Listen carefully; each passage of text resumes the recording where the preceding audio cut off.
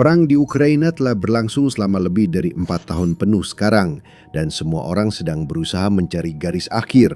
Dalam perang yang normal, satu pihak menang, satu pihak kalah, dan kemudian entah bagaimana kehidupan mencoba kembali ke keadaan normal. Itulah versi akhir dari perang ini yang ada di benak kebanyakan orang.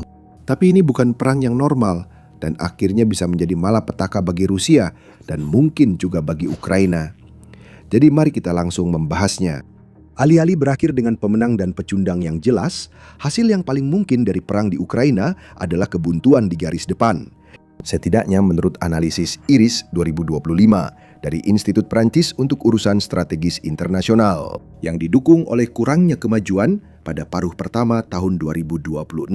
Sekarang bayangkan konflik antara Korea Utara dan Korea Selatan hanya dalam skala yang sedikit lebih besar dan kali ini di tengah-tengah Eropa. Kedua pihak akan menetapkan batas de facto baru berdasarkan wilayah Ukraina yang diduduki Rusia.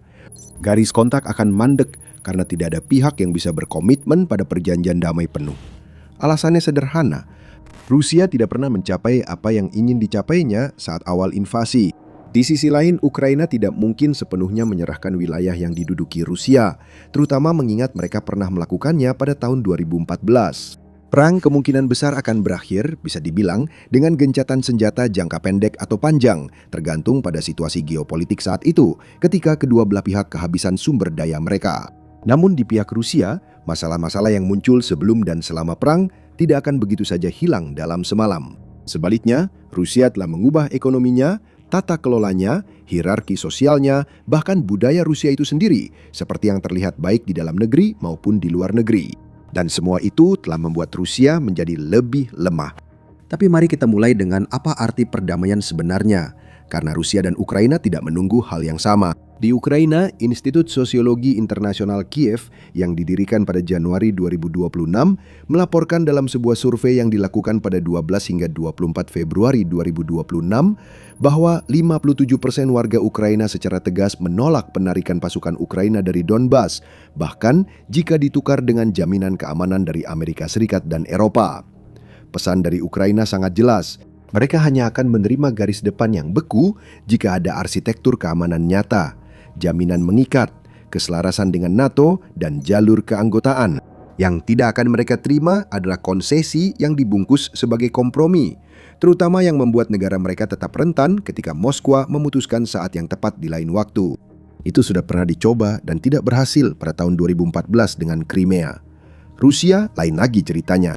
Pada Desember 2025, lembaga survei negara Fitzium dan Pusat Levada Independen sampai pada kesimpulan utama yang sama dari dua arah yang berbeda. Fitzium dalam presentasi akhir tahunnya menemukan bahwa 55% orang Rusia mengaitkan harapan mereka untuk tahun 2026 yang lebih baik secara langsung dengan berakhirnya perang, dengan 70% memandang tahun yang akan datang sebagai lebih sukses daripada tahun sebelumnya. Levada yang beroperasi dengan status agen asing dan mensurvei 1.618 responden di 50 wilayah Rusia pada pertengahan Desember menemukan bahwa 66% orang Rusia sebenarnya mendukung peralihan ke pembicaraan damai. Pada Februari 2026, angka dukungan Levada terhadap negosiasi naik lebih jauh menjadi 67,2%, dengan mereka yang mendukung operasi berlanjut turun menjadi 24,3%. Namun ada kontradiksi tersembunyi dalam angka-angka itu yang penting. Data Levada yang sama menunjukkan 3/4 warga Rusia yakin Rusia tak perlu memberi konsesi wilayah untuk mengakhiri perang. Mereka ingin tembakan berhenti dan mereka ingin percaya bahwa mereka tidak kalah. Kedua hal itu sekaligus. Kombinasi itulah yang membuat gencatan senjata menjadi hasil politik yang sangat tidak stabil di dalam Rusia. Hal itu memberi Kremlin sesuatu yang bisa mereka kemas sebagai keberhasilan. Negara akan mengatakan bahwa mereka berhasil bertahan, membela kepentingan nasional dan melawan NATO. Tapi kemungkinan akan ada pertanyaan lain di sini. Mengapa semuanya tampak jauh lebih buruk bagi Rusia? Nah, pertanyaan itu langsung mengarah ke masalah kedua. Gencatan senjata yang sama akan menghasilkan dua penilaian yang benar-benar berbeda, dan hanya satu di antaranya yang memungkinkan negara yang menerimanya tetap bertahan. Apakah kita sudah di Perang Dunia Ketiga? Tergantung bacaanmu, seolah kita hidup di realitas berbeda. Mengikuti berita sekarang juga bukan hal sulit. Sulit mengetahui kebenaran sebenarnya. Contoh cerita ini diliput hampir 200 sumber dari berbagai spektrum. Beritanya menyebutkan militer Amerika Serikat mengatakan blokade mereka terhadap pelabuhan Iran telah sepenuhnya menghentikan aktivitas perdagangan dalam waktu 36 jam. Namun hanya 1 hari sebelumnya, cerita lain yang sebagian besar diliput oleh hampir 80 sumber, kebanyakan condong ke kiri, mengatakan lalu lintas laut di Selat Hormuz hampir tidak terpengaruh pada hari pertama blokade. Jadi, yang mana yang benar? Penutupan total, gangguan sebelumnya, atau bisakah keduanya benar? Perbedaan pemberitaan menjadi alasan utama kami memakai ground news agar tetap terinformasi tentang konflik di seluruh dunia. Jika hanya melihat satu judul berita, Anda hanya mendapat satu sudut pandang dan pemahaman berbeda tentang kejadian sebenarnya. Ground News mengumpulkan ribuan berita harian, mengaturnya per topik, serta menampilkan bias, keandalan, dan kepemilikan sumber agar Anda dapat melihat berbagai sudut pandang di satu tempat. Fitur yang sering kami gunakan akhir-akhir ini adalah Blind Spot, yang menampilkan berita yang ramai dibahas satu sisi spektrum politik, namun jarang dibahas sisi lain. Tidak peduli di mana posisi politik Anda, keluar dari ruang gema akan memberi Anda pemahaman yang lebih akurat tentang apa yang sebenarnya terjadi, dan itu sangat penting ketika harus menembus kabut perang. Jadi, kunjungi ground.news/military, ground.news/military show, atau pindai kode QR untuk mendapatkan diskon 40% pada paket akses tak terbatas Vantage. Dan itu membuat harganya jadi lebih murah dari harga secangkir kopi. Jadi, coba sendiri Ground News. Bagi Ukraina, kisah nasionalnya sudah ditulis ulang, dan itu akan tetap berlaku dimanapun garis depan membeku. Sebelum Februari 2022, para analis barat masih membahas Ukraina melalui sudut pandang Rusia. Sebagai negara pasca Soviet yang korup, terjebak dalam orbit Moskwa, adik kecil yang bisa ditekan, dibeli, ditakut-takuti, atau bahkan dibagi-bagi jika diperlukan. Pandangan itu hampir hilang pada tahun 2026. Bahkan, tanpa segera mengembalikan semua wilayah yang diduduki, Ukraina dapat mengatakan sesuatu yang sangat bersejarah. Negara yang jauh lebih besar melakukan invasi skala penuh, bertekad menghancurkannya, mengerahkan pasukan terbesar sejak Perang Dunia II, namun gagal memaksanya kembali tunduk. Itulah alasan utama bagi sikap Ukraina terhadap NATO dan integrasi Uni Eropa. Bagi Rusia, gencatan senjata yang sama hanyalah soal tersingkapnya kelemahan dan pencitraan politik. Kremlin memasarkan perang ini sebagai demonstrasi singkat kebesaran saat Kekaisaran Rusia berusaha membentuk kembali dirinya. Invasi ini disebut sebagai operasi militer khusus yang akan selesai dalam hitungan hari. Itu akan membuktikan Ukraina bukan negara nyata dan memaksa Barat kembali menganggap Rusia sebagai kekuatan serius. Sebaliknya, 4 tahun kemudian, Rusia menjadi lebih miskin, lebih terisolasi, bergantung pada Tiongkok, dan dibenci di seluruh Eropa Timur. Negara-negara bekas Pakta Warsawa dan tidak mampu membuktikan bahwa apapun yang dibangunnya selama perang sepadan dengan biayanya. Ingat, Rusia memiliki tentara yang lebih besar, populasi yang lebih banyak, persediaan peninggalan Soviet, pendapatan energi, persenjataan nuklir, dan mesin propaganda. Namun tetap saja, Rusia tidak bisa memaksa Ukraina untuk menyerah, dan perang ini berubah menjadi kegagalan besar serta menguras keuangan dan moral negara. Secara ekonomi, Menteri Pertahanan Andrei Belousov mengonfirmasi pada Desember 2025 bahwa Rusia menghabiskan 7,3% dari PDB untuk pertahanan pada tahun 2025. Jika diterapkan pada perkiraan PDB pemerintah sendiri untuk tahun itu, hal ini berarti total pengeluaran militer sekitar 198 miliar dolar. Itu adalah uang yang tidak digunakan untuk infrastruktur, layanan kesehatan, atau modernisasi ekonomi. PDB Rusia menyusut antara 0,2% hingga 0,5% dari tahun ke tahun pada kuartal pertama 2026, yang merupakan penurunan kuartalan pertama sejak awal 2023. Hal ini mengejutkan institusi Rusia yang sebelumnya memprediksi pertumbuhan 1,6% untuk periode itu. Tak lama setelah itu, pemerintah Rusia memangkas proyeksi pertumbuhan PDB tahun penuh 2026 dari 1,3% menjadi hanya 0,4%. Inflasi berjalan di angka sekitar 6% dan terus mengikis daya beli rumah tangga. Bank Sentral Rusia menahan suku bunga acuan di level tertinggi selama beberapa dekade untuk melawan inflasi, sehingga investasi dan pinjaman masyarakat turun, meski pabrik pertahanan beroperasi penuh. Pendapatan energi yang merupakan sumber utama keuangan Rusia turun sekitar 40% dari tahun ke tahun dalam 12 bulan hingga April 2026. Ini karena harga minyak lebih rendah, sanksi Eropa, dan rubel kuat yang memperkecil margin ekspor. Pada gilirannya, Rusia menerapkan kenaikan PPN yang mulai berlaku pada Januari 2026, yang secara efektif menyedot uang dari bisnis menengah untuk mencoba terus mendanai perang. Dan untuk beberapa waktu, perang memberikan dorongan ekonomi semu bagi Rusia. Pabrik-pabrik pertahanan menarik banyak pekerja, upah naik di beberapa sektor, televisi pemerintah bisa menunjukkan angka produksi dan menyebutnya sebagai kekuatan. Namun di bawah permukaan, kredit menjadi mahal. Berbicara secara bebas menjadi berbahaya, bepergian menjadi lebih sulit, harga-harga terus naik, dan bahkan orang-orang yang masih mendukung Putin pun semakin sering mengeluh. Saat mereka merasa cukup aman untuk bicara, mereka mengungkapkan pejabat berbohong, menekan kabar buruk, dan menyembunyikan fakta dari atasan. Sinyal publik paling jelas tentang ini muncul ketika Victoria Bondia, seorang tokoh televisi Rusia yang dikenal lewat acara realitas dan konten kecantikan, mengunggah video berisi keluhan tentang keadaan kehidupan di Rusia. Video itu ditonton lebih dari 13 juta kali dan memaksa Kremlin merespon secara terbuka. Dan itu bukan karena dia mengatakan sesuatu yang sangat cerdas, tetapi karena dia adalah tipe orang yang seharusnya tidak mengatakan hal seperti itu. Kremlin dapat menuding kaum liberal, orang buangan, dan pembangkang sebagai agen barat. Tetapi ketika seseorang dari dunia selebritas dan kemewahan yang apolitis mengatakan bahwa sistemnya membusuk, jutaan rakyat Rusia biasa bisa mengenali suasana itu dan bersimpati. Momen itu bisa menjadi sinyal posisi sentimen publik, sesuatu yang jelas tidak diinginkan Putin. Bagi masyarakat, pemenang perang di Ukraina bukan pemerintah negara-negara yang berperang, melainkan orang-orang yang terlibat langsung. Khusus untuk Rusia, kelompok pertama dan paling terlihat di sini adalah tentara kontrak dan keluarga mereka. Di daerah miskin, dinas militer menjadi jalan pintas untuk naik kelas sosial dan ekonomi, dengan gaji yang bisa menyaingi beberapa pekerjaan paling menguntungkan di negara itu. Pada Juli 2024, 2 tahun sejak perang dimulai, Putin menandatangani dekret yang hampir menggandakan bonus penandatanganan federal bagi para rekrutan dan merekomendasikan otoritas daerah menyamai jumlah itu dari anggaran mereka sendiri. Pada awal 2026, bonus penandatanganan daerah mencapai 2,6 juta rubel atau sekitar $35.000 secara total di beberapa wilayah.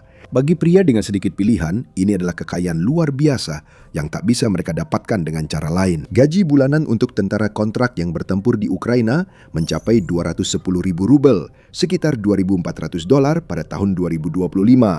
Lebih dari 2 kali lipat rata-rata upah nasional. Hal ini menarik tenaga kerja dari pekerjaan sipil, mendorong inflasi upah di seluruh wilayah yang terdampak, dan menciptakan kelompok keluarga yang standar hidupnya sepenuhnya bergantung pada kelanjutan perang. Sebelum kita bahas, pastikan Anda sudah berlangganan The Military Show. Kami membagikan analisis dan rangkuman peristiwa geopolitik global harian agar Anda selalu terupdate. Kelompok kedua adalah tenaga kerja industri pertahanan. Pabrik senjata, produsen drone, pemasok elektronik, dan fasilitas perbaikan sangat membutuhkan tenaga kerja. Pemerintah dapat menyediakan kontrak stabil guna memenuhi kebutuhan ini. Namun, sektor ini menghadapi 2 masalah utama. Pemerintah Rusia dikenal sering membayar kontrak di bawah standar atau bahkan tidak membayar karena produsen memiliki sedikit pilihan untuk mendapatkan kontrak itu. Akibatnya, bahkan ketika para produsen ini seharusnya berkembang, Kremlin justru kekurangan dana, ironisnya karena harus membiayai kenaikan gaji militer, sehingga gagal membayar peralatan yang sangat dibutuhkan untuk menopang upaya perang.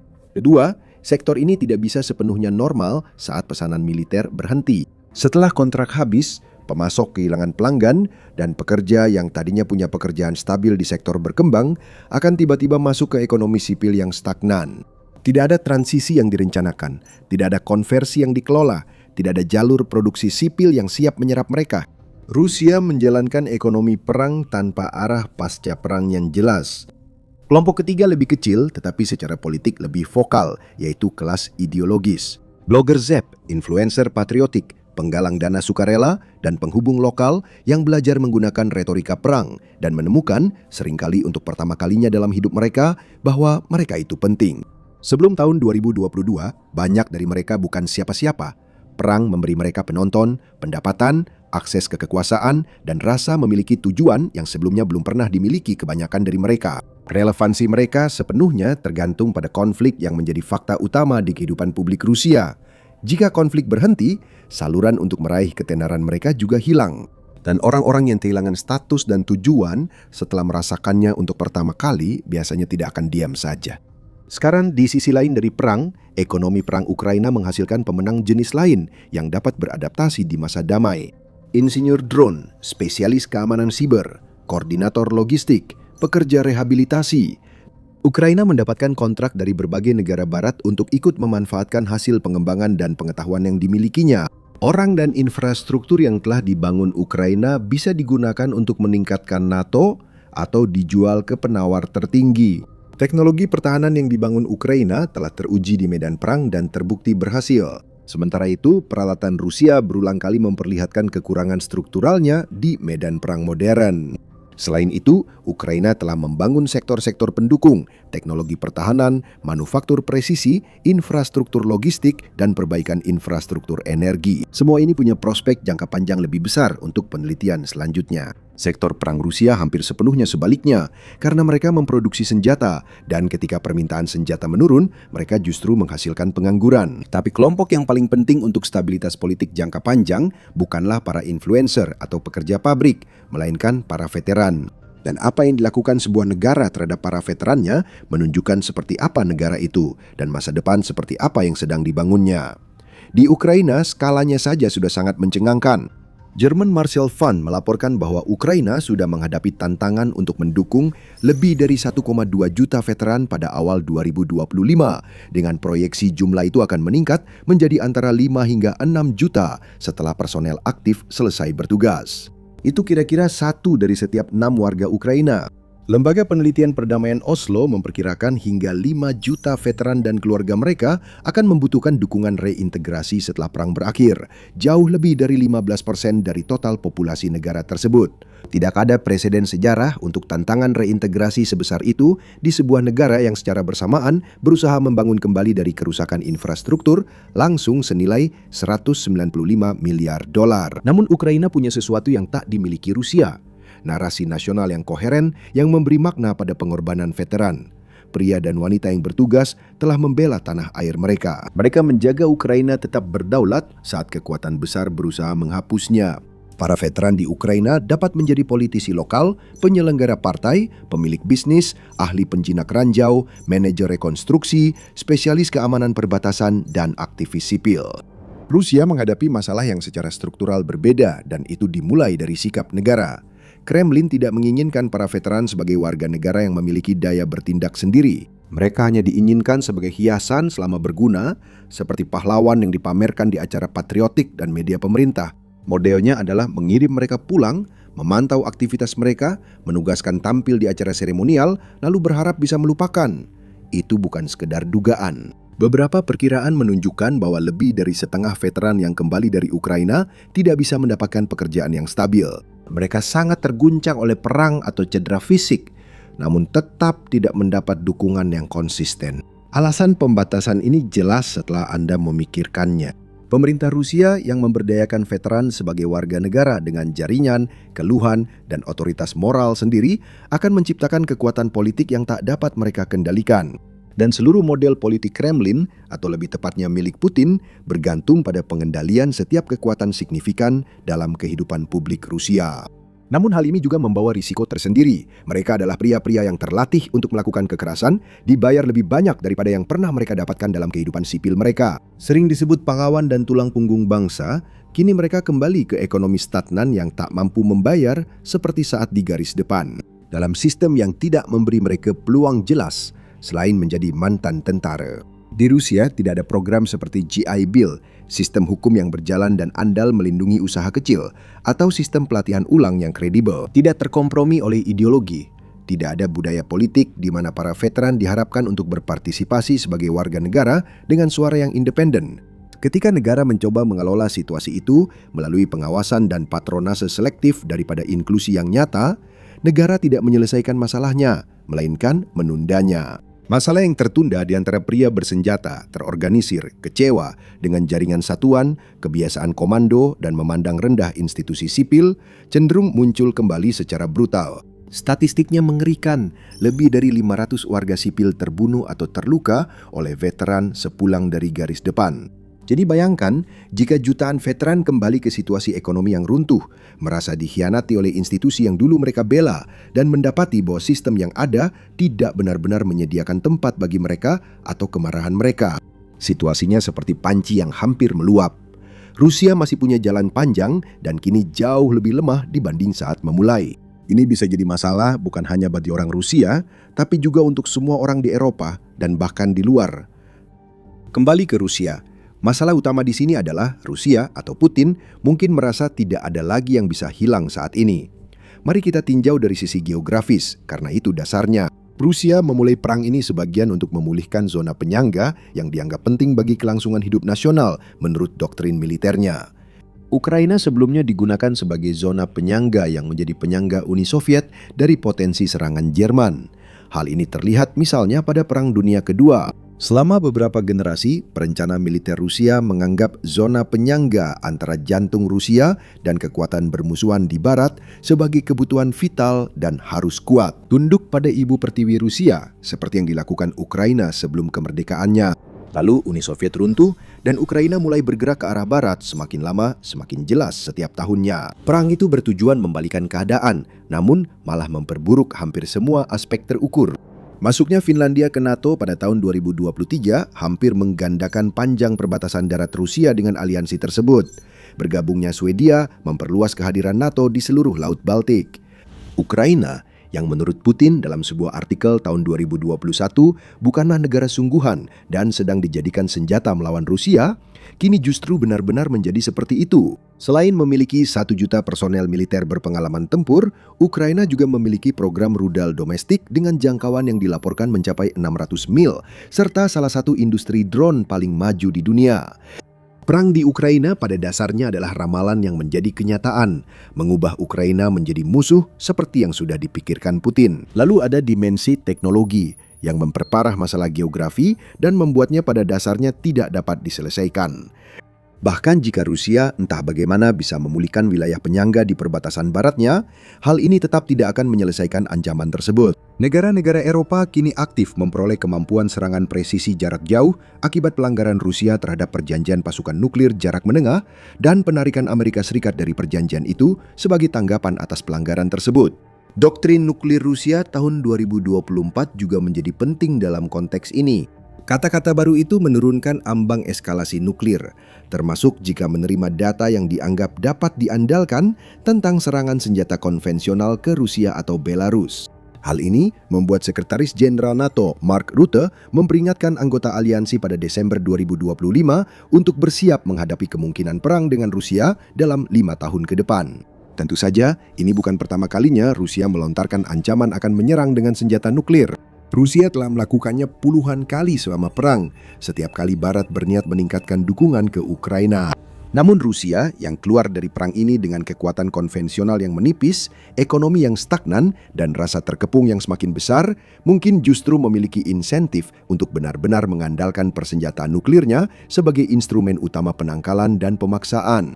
Sejak tahun 2022, Rusia menjadi sangat bergantung secara struktural, ekonomi, bahkan geopolitik pada Beijing. Dengan teknologi Tiongkok menjadi faktor penting bagi industri pertahanan Rusia, dan perdagangan Tiongkok mengisi kekosongan yang ditinggalkan oleh runtuhnya hubungan ekonomi dengan Eropa.